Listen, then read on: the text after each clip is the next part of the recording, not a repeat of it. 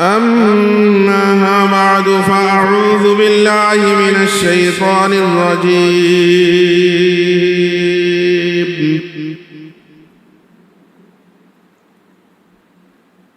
بسم الله الرحمن الرحيم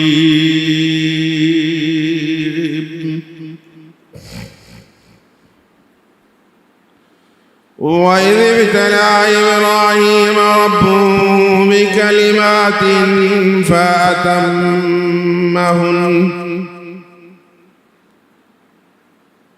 قال إني جاعلك للناس إماما قال ومن ذريتي قال لا ينال عهد الظالمين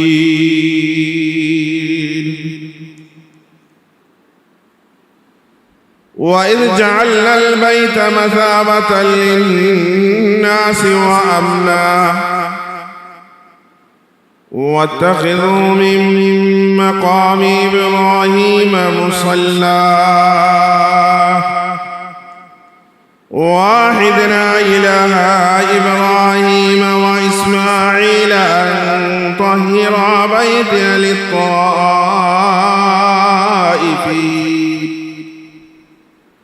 للطائفين والعاكفين والركع السجود وإذ قال إبراهيم رب اجعل هذا بلدا آمنا وارزق أهله من الثمرات من آمن منهم بالله واليوم الآخر قال ومن كفر فأمتعه قليلا ثم اضطره إلى عذاب النار وبئس المصير. بارك الله لنا ولكم في القرآن العظيم ونفعنا وإياكم بالآيات والذكر الحكيم. صلى الله على سيدنا ومولانا محمد وعلى آله وأصحابه وسلم. صلى الله على سيدنا ومولانا محمد وعلى آله وأصحابه وسلم. بلغ العلا بكماله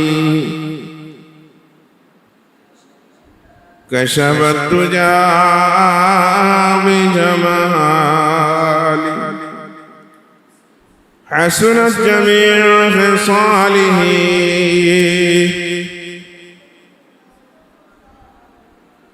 صلوا عليه وآله.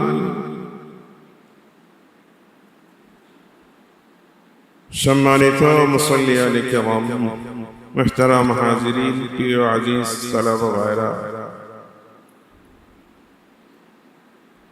আল্লাহ রাব্বুল আলামিনের দরবারে লক্ষ কোটি শুকরিয়া আদায় করি, যিনি আমাদেরকে পবিত্র দিনে পবিত্র জুমার নামাজ আদায় করার জন্য মসজিদে আসার বসার আল্লাহ রাব্বুল আলামিন আমাদেরকে তৌফিক দিয়েছেন। এজন্য সেই মুনিবের দরবারে কালিমাতুশ শুকর আদায় করি, আলহামদুলিল্লাহ। আরো জোরে বলি আলহামদুলিল্লাহ। আমি বিগত জুমাতে হযরত ইব্রাহিম খলিলুল্লাহ আলাইহিস সালাতু ওয়াস সালামের পরীক্ষা সমূহের ভিতরে একটি পরীক্ষার আলোচনা করেছিলাম। আল্লাহ রাব্বুল আলামিন হযরত ইব্রাহিম আলাইহিস সালাতু ওয়াস সালামকে কিছু বিষয়ের পরীক্ষা নিয়েছিলেন। এর মধ্যে থেকে একটি পরীক্ষা হইল কি, যে ইব্রাহিম আলাইহিস সালাতু ওয়াস সালামের প্রতি আল্লাহ রাব্বুল আলামিনের হুকুম ছিল মূর্তি পূজকদের পরিবেশ, মূর্তি পূজকদের সঙ্গ ত্যাগ করতে হবে। মনে আছে? আল্লাহ রাব্বুল আলামিন পবিত্র কালামুল্লাহ শরীফে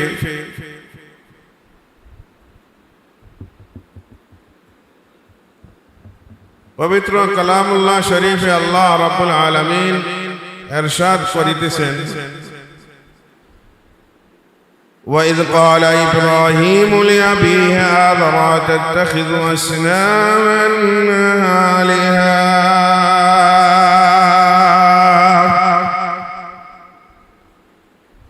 إِنِّي أَرَاكَ وَقَوْمَكَ فِي ضَلَالٍ مُبِينٍ। আল্লাহ রাব্বুল আলামিন বলতেছেন, স্মরণ করুন সেই দিনের কথা যেই দিন হযরত ইব্রাহিম আলাইহিস সালাতু ওয়াস সালামকে আল্লাহ রাব্বুল আলামিন হুকুম দিয়েছেন তার পিতা আজরকে আজর লিআবিহি আযারা তাত্তাখিযু আসনামান আলিহা, ইব্রাহিম তোমার পিতা আজর শুধু মূর্তি পূজক নয়, মূর্তির ব্যবসা করেন, মূর্তি পূজক ছিলেন। সেই জন্য তোমার বাবার সঙ্গ ত্যাগ করতে হবে। লিআবিহি আযারা তাত্তাখিযু আসনামান আলিহা ইন্নী আরাকা ওয়া কওমাকা ফি দালালিন মুবিন। হযরত ইব্রাহিম আলাইহিস সালাতু ওয়াস সালাম দেখলেন তার পুরা জাতি, পুরা কওম, পুরা মিল্লাত, পুরা জাতি, পুরা কওম, পুরা মিল্লাত মূর্তি পূজা, চন্দ্র পূজা, নক্ষত্রের পূজারী ছিল। সেই জন্য আল্লাহ রাব্বুল আলামিন হযরত ইব্রাহিম খলিলুল্লাহ আলাইহিস সালাতু ওয়াস সালামকে আল্লাহ রাব্বুল আলামিন নির্দেশনা দিয়েছিলেন, হুকুম দিয়েছিলেন এদের সাথে এদের সঙ্গ ত্যাগ করতে হবে। وَكَذَلِكَ نُرِي إِبْرَاهِيمَ مَلَكُوتَ السَّمَاوَاتِ وَالْأَرْضِ وَلِيَكُونَ مِنَ الْمُوقِنِينَ। হযরত ইব্রাহিম আলাইহিস সালাতু ওয়াস সালাম চিন্তা করলেন, ইব্রাহিম আলাইহিস সালাতু ওয়াস সালাম অবলোকন করলেন, দেখলেন যে আল্লাহ রাব্বুল আলামিন এই আসমান এবং জমিনের মালিক একমাত্র আল্লাহ। ওয়া কাযালিকা নুরি ইব্রাহিম মালাকুতাস সামাওয়াতি ওয়াল আরদ, আসমান এবং জমিনের একজন সৃষ্টিকর্তা আছেন, আসমানকে একজন পরিচালনা করেন, জমিনকে একজন পরিচালনা করেন, সূর্যকে একজন পরিচালনা করেন। সূর্য এমনি এমনি পূর্ব দিকে উদিত হয় না, সূর্য এমনি এমনি পশ্চিম দিকে অস্ত যায় না, আর চন্দ্র সূর্য তারকাগুলি এমনি এমনি উদিত হয় না, এমনি এমনি অস্তমিত যায় না। আল্লাহ রাব্বুল আলামিন হযরত ইব্রাহিম আলাইহিস সালাতু ওয়াস সালামের মাথার ভিতরে, চিন্তার ভিতরে এটা ঢুকায় দিলেন। ফালাম্মা জান্না আলাইহিল লাইল ওয়া কাওকাবান ক্বালা হাযা রাব্বি। হযরত ইব্রাহিম আলাইহিস সালাতু ওয়াস সালাম যখন চিন্তা করলেন এই আসমানের পরিচালককে, জমিনের পরিচালককে, চন্দ্রের পরিচালককে, নক্ষত্রগুলির পরিচালককে, আসমান, জমিন, চন্দ্র, সূর্য, গ্রহ, নক্ষত্র, তারকারাজি নিশ্চয় নিশ্চয় কেউ না কেউ পরিচালনা করে। কারণ ইব্রাহিম আলাইহিস সালাম যেই শহরে জন্মগ্রহণ করেছিলেন, যেই শহরে, ইরাকের যেই শহরে জন্মগ্রহণ করেছিলেন, এই শহরের মানুষগুলি, ওই শহরের লোকজন ছিল মূর্তি পূজক, চন্দ্র পূজারী, সূর্য পূজারী, নক্ষত্রের পূজারী ছিল। তখন ইব্রাহিম আলাইহিস সালাম চিন্তা করলেন, আহারে, এরা চন্দ্রের পূজা করে, সূর্যের পূজা করে, গ্রহগুলির পূজা করে, নক্ষত্রগুলির পূজা করে, আসলে এই সমস্ত জিনিস যিনি বানিয়েছেন, যিনি সৃষ্টি করেছেন, ওই জিনিসটাই, ওই নক্ষত্রগুলির মালিক, ওই চন্দ্রের মালিক, এই সূর্যের মালিক, এই আসমানের মালিক, এই জমিনের মালিক নিশ্চয়ই কেউ না কেউ। আমরা যদি এই আয়াতের দিকে লক্ষ্য করি, আল্লাহ রাব্বুল আলামিন এই আয়াতের ভিতরে ইরশাদ করেছেন, ফালাম্মা জান্না আলাইহিল লাইল রাআ কাওকাবান ক্বালা হাযা রাব্বী ফালাম্মা আফালা ক্বালা লা উহিব্বুল আফিলিন। হযরত ইব্রাহিম খলিলুল্লাহ আলাইহিস সালাতু ওয়াস সালাম দেখলেন, রাত্র যখন হলো, চন্দ্র যখন উদিত হলো, চন্দ্র যখন পুরা জগৎটাকে আলোকিত করে দিল, হযরত ইব্রাহিম আলাইহিস সালাতু ওয়াস সালাম মনে মনে ভাবলেন, এই যে আমাদের রব, এইটা হইতে পারে পুরা জগৎটাকে আলোকিত করতেছে, সে বুঝি আমাদের রব হবে।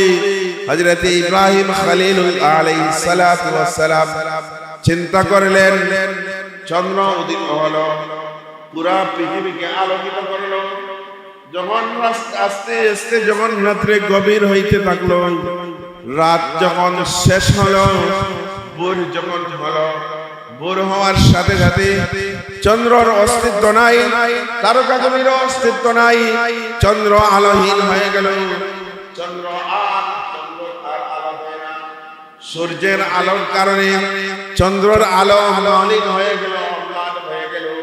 হযরত ইব্রাহিম খলিলুল্লাহ আলাইহিস সালাতু ওয়াস সালাম, আল্লাহ রাব্বুল আলামিন হযরত ইব্রাহিম আলাইহিস সালাতু ওয়াস সালামের এই বক্তব্য তুলে ধরলেন, ফালাম্মা রাআল কামারা বাযিগাতান ক্বালা হাযা রাব্বী ফালাম্মা আফালা ক্বালা লা ইন লাম ইয়াহদিনি রাব্বী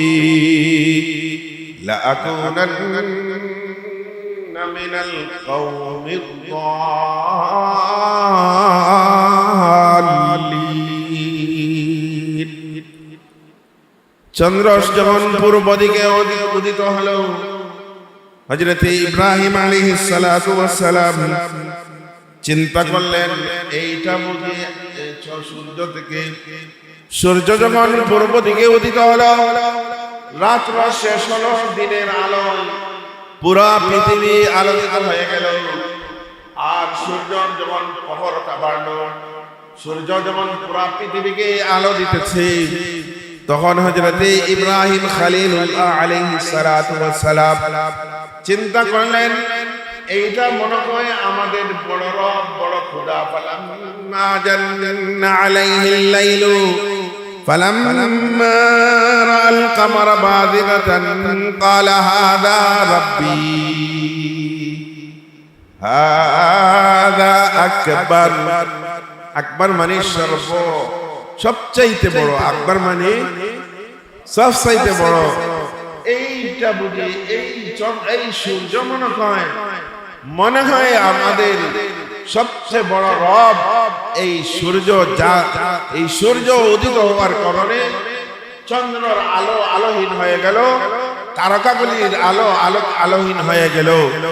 যখন সূর্য আস্তে আস্তে পশ্চিম দিকে ঢলে গেল, তখন উনি চিন্তা করলেন, হায় হায়, যেই জিনিস অস্তমিত হয়ে যায়, যেই জিনিস আলোহীন হয়ে যায়, যেই জিনিস এক জায়গায় অবস্থান করতে পারে না, আরেকজনে পরিচালনা করে, নিশ্চয় সে আমাদের খোদা হতে।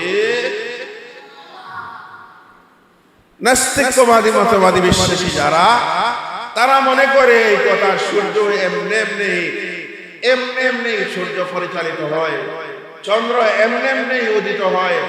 না না না, এই কথা সঠিক নয়। সূর্য যদি এমনি পরিচালিত হতো, তাহলে এখান থেকে পৃথিবীতে সূর্যের দূরত্ব অনেক দূরে, অনেক দূরে। তাইলে সূর্য যেই জায়গায়, সূর্য যেদিন থেকে আল্লাহ রাব্বুল আলামিন সৃষ্টি করেছেন, সেই দিন থেকে তার যে গতিপথ আছে, তার যে রাস্তা আছে, ওই রাস্তার দিকে সে চলে। সে তার রাস্তা থেকে কিঞ্চিত পরিমাণ রাস্তা থেকে সে সরে যায় না, সে রাস্তা থেকে বিন্দু পরিমাণ কিঞ্চিত পরিমাণ সে সরে না। আল্লাহ রাব্বুল আলামিন অন্য আয়াতে বলতেছেন, والشمس تجري لمستقر لها ذلك تقدير العزيز العليم لا الشمس ينبغي لها أن تدرك القمر ولا الليل سابق النهار وكل في فلك يسبحون। সূর্য তার কক্ষপথে চলে, চন্দ্র তার কক্ষপথে চলে, তারকাগুলি তার নিজের যে রাস্তা আছে ওই সেই রাস্তার ভিতরে চলে। কেউ রাস্তা ভুলে যায় না। যেই রাস্তা আল্লাহ রাব্বুল আলামিন, যেই পথ আল্লাহ রাব্বুল আলামিন নির্ধারণ করে দিয়েছেন, সেই পথ থেকে কিঞ্চিত পরিমাণে সরে যায় না। এটা মনে করেন, সূর্য আজকে আমাদের থেকে লক্ষ লক্ষ মাইল দূরে আছে, তার ইচ্ছা মতো যদি চলতো, তাইলে সে উপরে উঠতে পারতো, নিচে উঠতে পারতো, নিচেও আসতে পারতো, উপরেও চলে যেত। যদি উপরে চলে যায়, পুরা পৃথিবী অন্ধকার হয়ে যাবে।